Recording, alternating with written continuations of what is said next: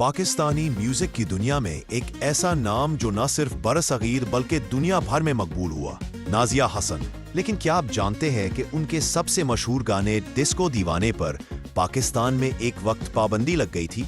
और हैरत अंगेज बात यह है कि ये पाबंदी खत्म करवाने वाला शख्स कोई और नहीं बल्कि जनरल ज़ियाउल हक था। अगर आप नाजिया हसन के मदाह और पाकिस्तानी मौसीकी की तारीख जानना चाहते हैं तो इस वीडियो को आखिर तक देखें। लाइक और सब्सक्राइब करना मत भूलें। नई दिल्ली में पैदा होने वाली नाजिया हसन ने बहुत कम उम्र में गुलकारी का आगाज किया।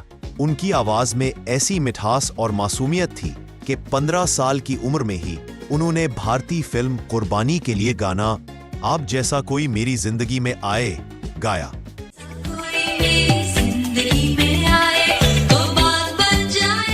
और गाने ने पूरे एशिया को हिलाकर रख दिया। ये पहला मौका था जब किसी पाकिस्तानी गुलकारा ने भारत में इतनी बड़ी कामयाबी हासिल की।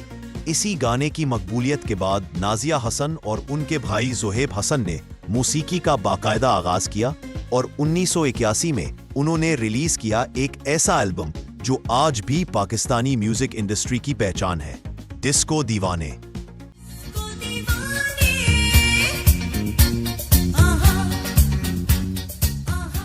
डिस्को दीवाने एक मुकम्मल पॉप म्यूजिक एल्बम था। इसमें मगरबी अंदाज, डिस्को बीट और नौजवानों के जज्बे को पेश किया गया। ये पाकिस्तान, भारत, बांग्लादेश, श्रीलंका हत्ता कि जनूबी अफ्रीका तक सुपर हिट हुआ। ये एल्बम ना सिर्फ कामयाब हुआ बल्कि माइकल जैक्सन के थ्रिलर को भी एशियाई मार्केट में पीछे छोड़ दिया। लेकिन पाकिस्तान में इस कामयाबी के साथ साथ मुखालफत भी सामने आई।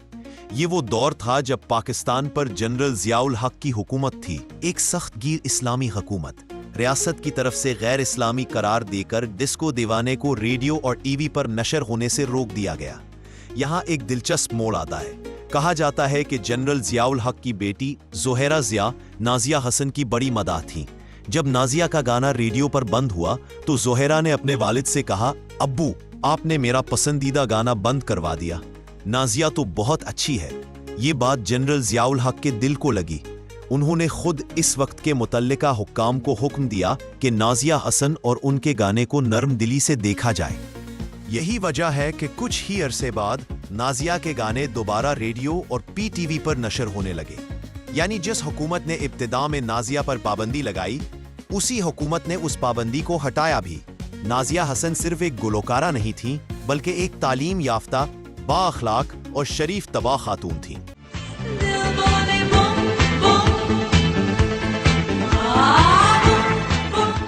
उन्होंने अक़वाम मुत्तहिदा में भी काम किया, ख़वातीन और बच्चों के हुकूक के लिए आवाज बुलंद की और ग्लैमर की दुनिया में रहते हुए भी अपनी अक़दार का दामन ना छोड़ा।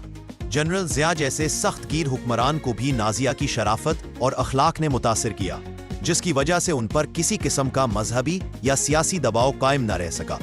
नाजिया हसन आज भी पाकिस्तानी पॉप म्यूजिक की बानी तस्वुर की जाती हैं। उनका अंदाज, उनकी सादगी, उनका विजन आज की नस्ल के लिए मिसाल राह है। डिस्को दीवाने न सिर्फ एक गाना है बल्कि यह पाकिस्तानी नौजवानों के ख्वाबों, आज़ादी और मौसीकी से मोहब्बत की एक अलामत है। कभी कभार एक आवाज, एक नगमा, एक शख्स पूरी कौम के मिजाज को बदल सकता है। नाजिया हसन वो शख्सियत थी जिन पर कभी पाबंदी लगी तो कभी उसी पाबंदी को ताकतवर हुक्मरान ने अपनी बेटी की ख्वाहिश पर हटाया। ये है असल ताकत मौसीकी की और ये है नाजिया की हकीकत, सच और फख्र। अगर आपको ये वीडियो पसंद आई हो तो कमेंट करके नाजिया हसन की अपनी पसंदीदा याद जरूर शेयर करें। चैनल को सब्सक्राइब करें और अगली वीडियो तक खुदा हाफिज।